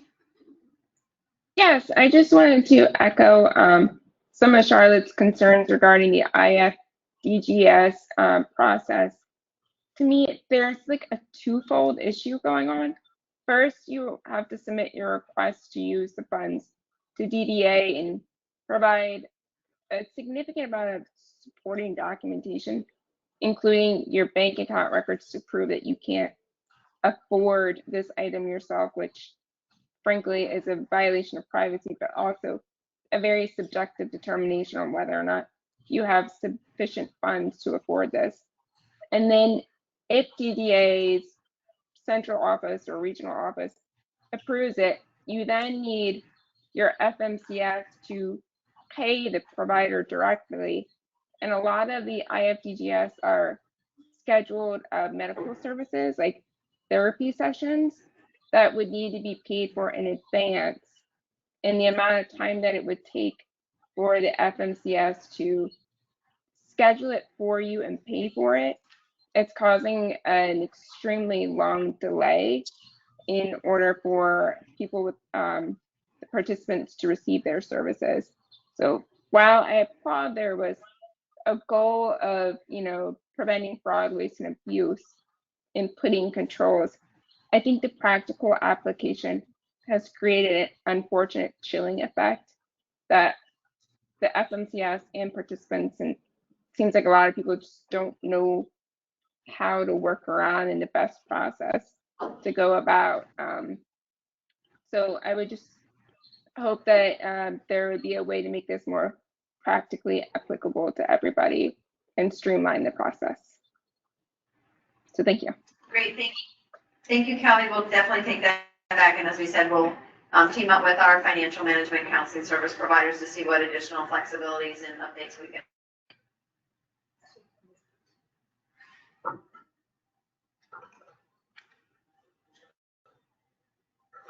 This is just a suggestion for our group, our advisory council. I wonder if it makes me, one of the things that I know we've talked about is having more opportunity for discussion among members, and bringing kind of feedback to you. Is I wonder, just as we have the people with lived experience group reporting out on what they're hearing, if there could be a time for providers to report out on what they're hearing, or FCMSs to report out on what their issues are. I think that's the only way we're all going to kind of be able to know what's going on as a whole system and then brainstorm together some of the common issues.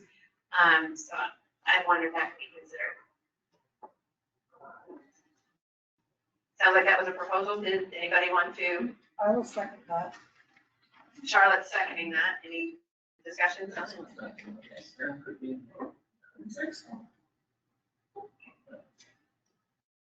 Did you want to take a vote? I would agree to that. All those, great. All those in favor? Aye. Aye. Okay, if you can put your hands.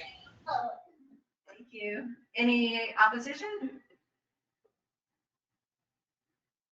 Great. So what we can do is we'll add some space for the agenda so we can have a report out on what providers are hearing and have some discussion on that and case management so that we can get the different kind of components of the system. It's a great idea.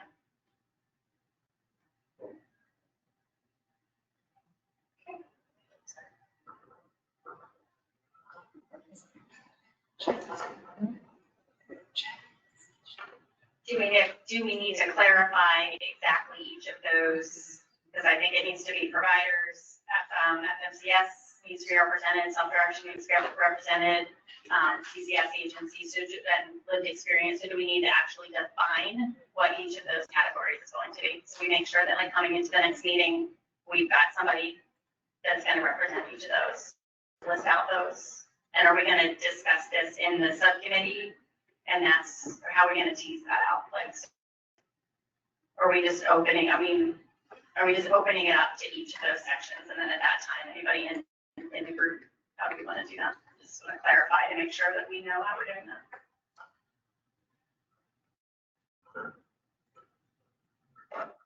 Discussion?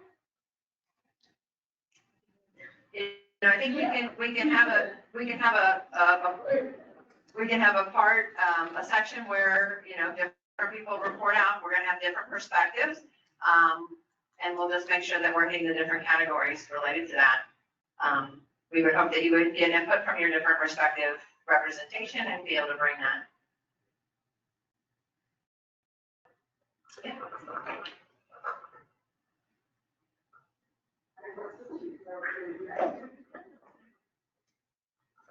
Yeah, the only thing I would add is back to the getting stuff a week or 5 days in advance is that's only gonna, we hear a lot about issues. Our job here is to figure out some solutions, I think.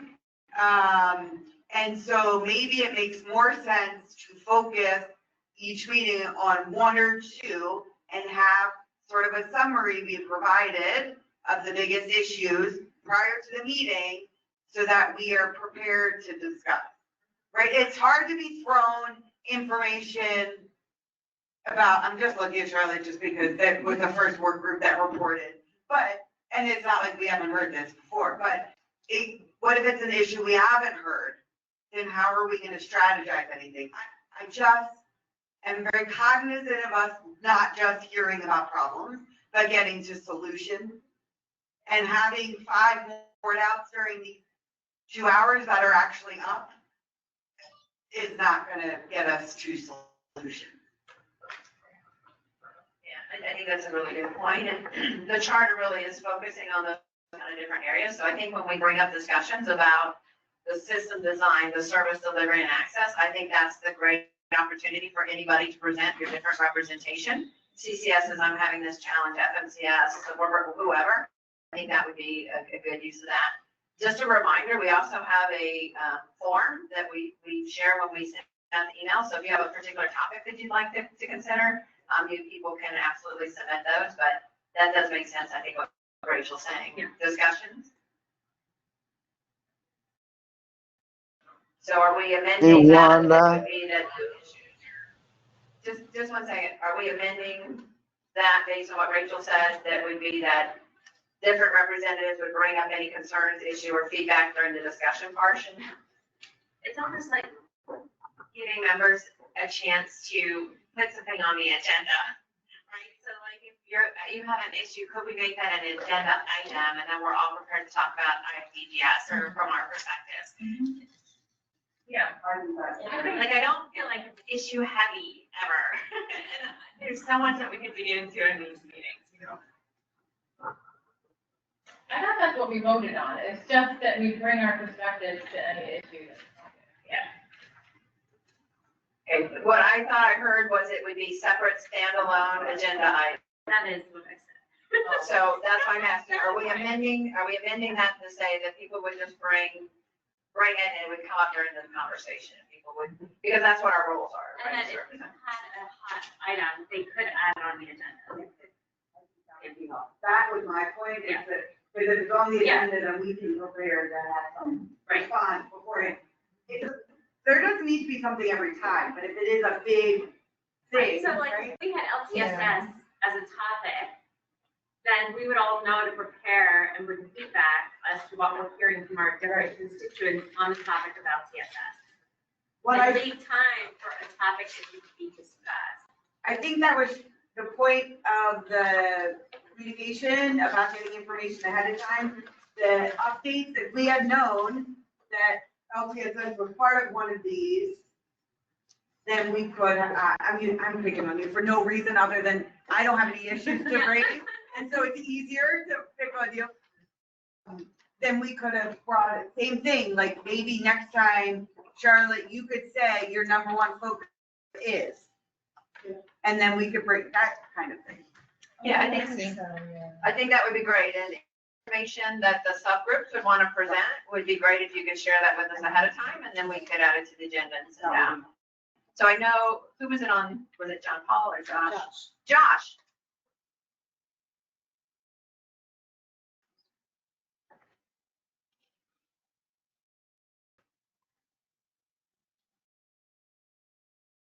Josh, are you able to unmute and share your thoughts? Yeah, I apologize, but I have another meeting I have to get to. So. Okay, thank you, Josh. Sorry that we went over. I know we have one last report out, so for those who are able to stay with us, why don't we go? I know it's if you go to the next slide and another slide, It's our waiver recommendation work group. So I'll turn it over to Charlotte or Karen Lee. Right now with our work advisory, our recommendation group, we sent the letter to Rhonda at DDA through the email about our circuit specific recommendations for the structure of the fora of the council.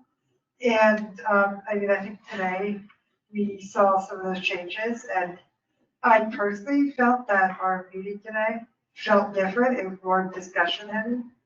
And so we look forward to the changes that we'll be making moving forward. And I think the biggest focus will kind of, surrounding that same topic is making sure that when we do have, are told things like the sky is the limit, talk about anything, and then we come back with a topic, and then hear something like, well, not that, that's not our purview. Like, avoiding those types of back and forths will help us keep up with these fast pieces that we can't control. Instead of we're making sure that we're staying on topic and staying relevant, in those situations, so. Great, and just a reminder, the charter outlines the scope of what we talk about. So we kind of reviewed that. It's the service delivery design, the access to services, the quality federal measures. So those are the kind of parameters for which we'll continue to stay and work within. We go to the next slide. And one more. So we wanted to open up for public comment. I know we're at time, so why don't we take some comments. If you are online and would like to share a comment, we ask that you share one question or comment that you would like, or actually just a comment is what we're taking, and so that other people have the opportunity. So if you want to raise your hand, we're happy to call on you.